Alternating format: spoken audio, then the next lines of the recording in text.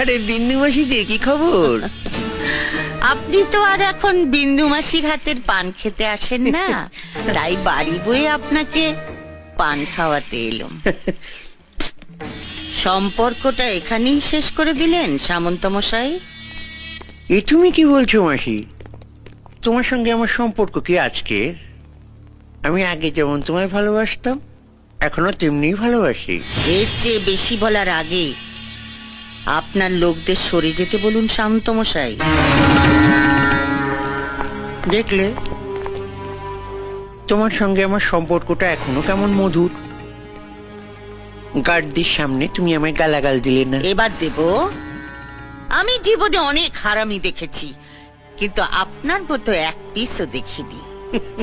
এই যে সাদা ধুতি পাঞ্জাবি পরে মন্ত্রী হয়ে হিল্লি দিল